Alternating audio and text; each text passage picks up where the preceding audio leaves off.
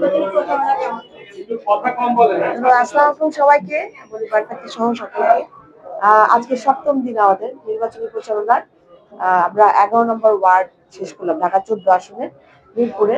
তো আজকে এই যে শেষ মিটিংটা এখন হবে, এই মিটিংটাতে আমরা আসলে অনেকগুলো কমিউনিটি ভিত্তিক যে মিটিং গুলো, সমিতি ভিত্তিক যে মিটিং গুলো, সেগুলোতে ফোকাস করছি। এখন আমাদের ব্রাহ্মণবাড়িয়ার যারা আছেন এই আসনে, যত অধিবাসী আছেন সকলে এখানে বসছেন। তাহলে আমরা যতগুলো পরিবার আসলে ব্রাহ্মণবাড়িয়ার যাদের বাড়ি, স্থানীয় যারা ব্রাহ্মণবাড়িয়াতে তারা এখানে থাকেন, তারা এখানকার ভোটার, তাদের সাথে মত বিনিময় হবে। আলহামদুলিল্লাহ আজকে পর্যন্ত যখনই আমরা যাচ্ছি জনগণের কাছে, তাদের কাছে ওই ভালোবাসার প্রতিফলনটা দেখি, যেটা হচ্ছে ধানের শীষের জন্য, যেটা আমাদের মরহুমান নেত্রী দেশনেত্রী বেগম খালেদা জিয়ার জন্য, বাংলাদেশ জাতীয়তাবাদী দলের জন্য। তো সেই ভালোবাসা অনেক আসলে। আর কাছে যেভাবে টেনে দিচ্ছে, ইনশাল্লাহ সুষ্ঠু পরিবেশ থাকলে আমরা নির্বাচন 12 তারিখে ত্রয়োদশ নির্বাচনে ঢাকা 14 থেকে ধানের শীষকে বিপুল ভোটে ইনশাল্লাহ বিজয়ী হতে দেখবো। আপনার এই আসলে আপনি প্রথমবার নির্বাচন করেছেন ঢাকার মতো একটা জায়গা, আপনি কাদের ভোট পাবেন বলে আশা করেন? ভোট ব্যাংকের ক্ষেত্রে আপনার চিত্রটা কেমন? প্রথমবার আমি এই আসলে আমার রাজনীতিতে প্রথম ভোট, এটা ধানের শীষের হয়ে প্রথম প্রার্থী। আর পরিবর্তনটা এখানেই আসলে, যে আমরা যারা বিগত সময়ে 1.5 যুগেরও বেশি সময় যেই নির্যাতনের শিকার যারা, চরম মানবাধিকার লঙ্ঘনের শিকার যারা, তারা দেখেছি অপরাজনীতির শিকার হলে আসলে কি হয়। এবং আমরা জুলাই দেখেছি, জুলাইয়ে এই যে হাজারো প্রাণের আত্মত্যাগের পরে কিন্তু আমি আপনাদের সামনে আজকে দাঁড়িয়ে ভোট চাইতে পারি। একটা নির্বাচন করার মতো অবস্থায় আমরা এসেছি। এই ভোটাধিকার অর্জন করার জন্য কিন্তু হাজারো প্রাণ গিয়েছিল। এই যে আপনারা গুম খুন যাদেরকে দেখেছেন, প্রত্যেকটা নির্বাচনের আগেই কিন্তু এরকম বিচার বহির্ভূত হত্যাকাণ্ড, বলপূর্বক গুম হতো, যেই ভোটে আসলে জনগণের কোনো অংশগ্রহণ ছিল না। আপনারা জানেন রাতের ভোট হতো, এবং শুধুমাত্র ক্ষমতাকে কুক্ষিগত করে রাখার জন্যই এটা হতো। এই সমগ্র জাতি, পুরা বাংলাদেশ এই ভোটটার জন্য মানে অপেক্ষা করে আছে বিগত এই এতটা বছর, 17টা বছর। প্রত্যেকটা মানুষের কাছে যাওয়ার পরে আমরা তাদের চোখে মুখে সে প্রতিফলন দেখতে পাই, উৎসাহ দেখতে পাই, নিজের জনমত প্রকাশের অধিকার ফিরে পাচ্ছে। বাংলাদেশ গঠন করার ক্ষেত্রে তাদের মতামতকে যেন প্রাধান্য দেওয়া হয়, এবং সেই মতের ভিত্তিতে যেন আমাদের দেশ সামনের বাংলাদেশটাকে আমরা বিনির্মাণ করি। জনগণের হাতকে শক্তিশালী করার জন্য, জনগণকে পাশে নিয়ে আমরা বাংলাদেশ জাতীয়তাবাদী দল আমাদের পলিসি নিয়ে এসেছি, আমাদের বিভিন্ন নীতি নিয়ে এসেছি, যেগুলোতে কিন্তু আমরা সামনের বাংলাদেশের পরিকল্পনাটা, এটা খুবই ক্লিয়ার। আপনারা আমাদের ফ্যামিলি কার্ড থেকে শুরু করে ফার্মার্স কার্ড থেকে 31 দফার বাইরেও অনেক পলিসি নিয়ে আমরা এসেছি, যেটা ইনশাল্লাহ নতুন বাংলাদেশ বিনির্মাণে আমাদেরকে সাহায্য করবে, জনগণের পাশে থাকতে, জনগণকে শক্তিশালী করতে, এবং তাদেরকে সাথে নিয়ে ইনশাল্লাহ নতুন বাংলাদেশ গঠনে প্রচন্ড আশাবাদী আমরা।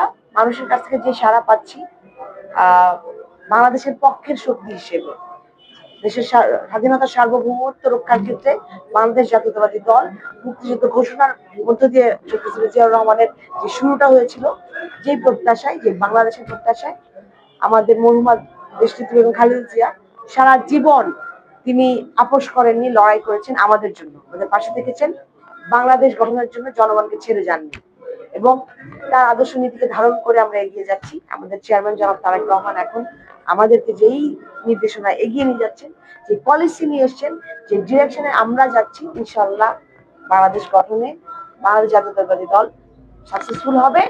ধানের শীষকে আমরা সবাইকে নিয়ে একসাথে বিজয়ী করে আনবো আপনার এলাকার ভোটাররা আপনার কাছ থেকে আপনাকে ভোট দিয়ে জয়ী বলে কি পাবে, কি প্রতিশ্রুতি আপনি দিচ্ছেন? আমার ঢাকা 14 আসনের মধ্যে আপনার 3টা থানা আছে, দারুসালাম, শাহ আলী, মিরপুর, রূপনগরের আংশিক, আর আমার দুটো ইউনিয়ন আছে, তুরাগের ওই পারে, তুরাগ নদীর ওই পারে, বনগাঁও, কাউন্দিয়া। তো এই পুরো জনগোষ্ঠীর মধ্যে একটা বিশাল সংখ্যা, অর্ধেকের বেশি কিন্তু নারী যারা। তো আমার প্রথম, আমার মনে হয় যে দায়িত্ব জনগণের নিরাপত্তা নিশ্চিত করা। কারণ একজন নাগরিক হিসেবে সে চলাফেরা করতে না পারে নিরাপদে, স্বাভাবিক জীবনযাপন করতে না পারে, নারী বলেন পুরুষ বলেন, সবার ক্ষেত্রে, নারীদের ক্ষেত্রে বেশি, তো সেই জায়গাটাতে আমার আমার প্রথম প্রায়োরিটি থাকবে তাদের নিরাপত্তা নিশ্চিত করা, কর্মসংস্থানের ব্যবস্থা করা, প্রশিক্ষণের মাধ্যমে, শিক্ষার মাধ্যমে বিভিন্ন জায়গায়, কারণ অর্ধেক জনগোষ্ঠী নারী, তাদেরকে এগিয়ে আনতে হবে। এবং তখনই কিন্তু আমার মনে হয় যে আসল উন্নয়নের জায়গাটা আমরা দেখতে পাবো।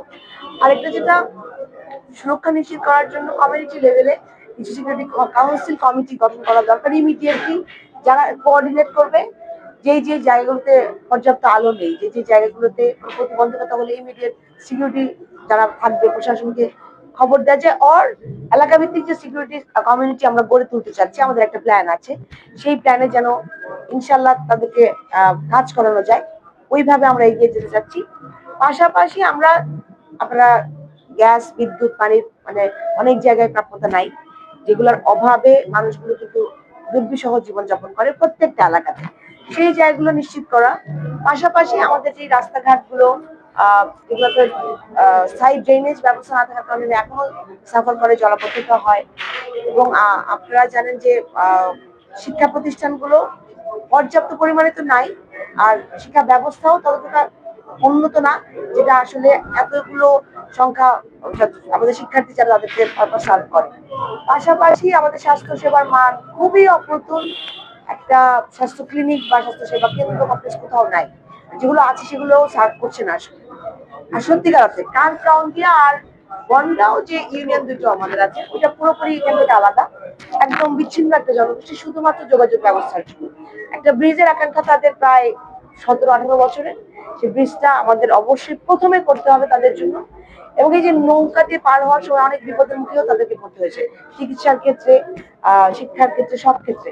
তো সেই জায়গা থেকে তারা পিছিয়ে পড়া একটা জনপদ হয়ে গেল, এবং ওই ক্ষেত্রে তাদেরকে শিক্ষায় যথেষ্ট সাপোর্ট দেওয়ার জন্য প্রতিষ্ঠানের স্থাপন করা, স্বাস্থ্যসেবার জন্য মান উন্নয়নের এবং স্বাস্থ্য কমপ্লেক্স হাসপাতালের ব্যবস্থা করা, এইগুলো আমরা যখন ব্রিজটা হয়ে গেলে আমার মনে হয় ইনশাল্লাহ সেগুলো আমরা উন্নয়ন করতে।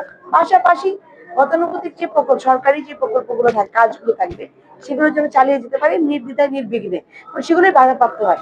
এবং তাই জন্য কিন্তু আমরা এখনো এই প্রবলেমগুলো নিয়ে কথা বলছি, যেগুলো তো বিগত 15 বছর সলভ হয়ে যাওয়ার কথা, এখন আরো বেশি আপডেটেড উন্নয়নের হওয়ার কথা। তরুণ সমাজকে যেন আমরা আরো ভালো কোনো প্রশিক্ষণ দিতে পারি, তাদেরকে এনগেজ করতে পারি শিক্ষামূলক কোনো কিছু, কারিগরিমূলক কোনো কিছুতে। কারণ এই যে মাদকের দিকে আসক্ত হয়ে যাওয়া, দুর্নীতি, দখলদারিত্ব, চাঁদাবাজি, এগুলোকে জিরো টলারেন্সে রেখে যেন আমরা কাজ করতে পারি, ইনশাল্লাহ সেই লক্ষ্যে কাজ করবো।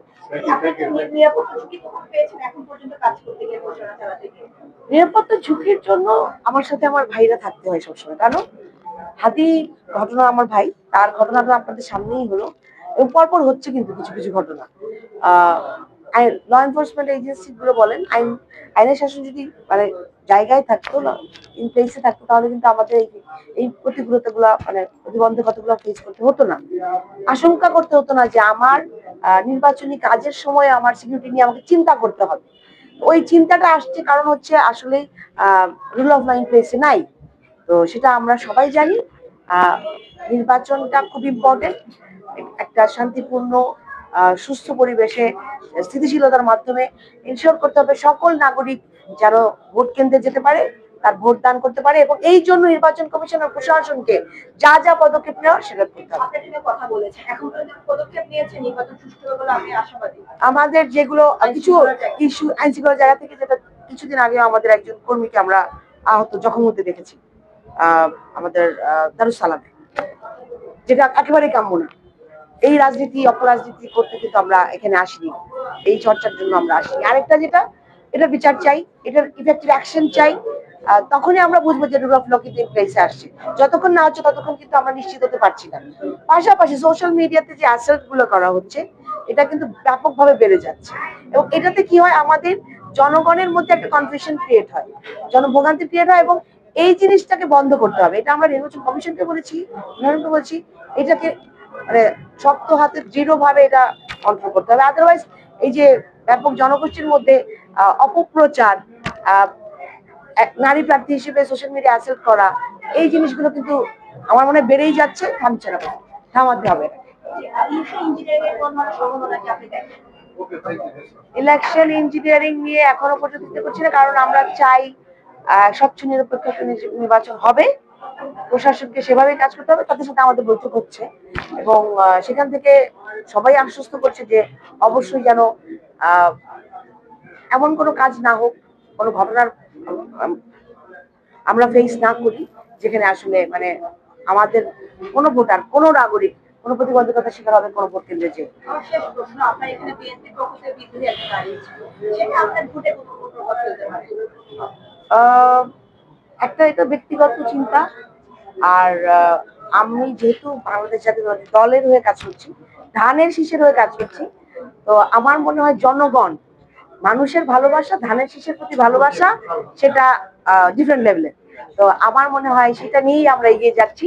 আহ, একজন প্রার্থী না, আরো অনেক দলের অনেকজন প্রার্থী, 12 জন প্রার্থী আছে। তো আমি ধানের শীষকে ইনশাল্লাহ সামনে এগিয়ে যেতে চাই। ধন্যবাদ। বাংলাদেশ জিন্দাবাদ। আবার কিছু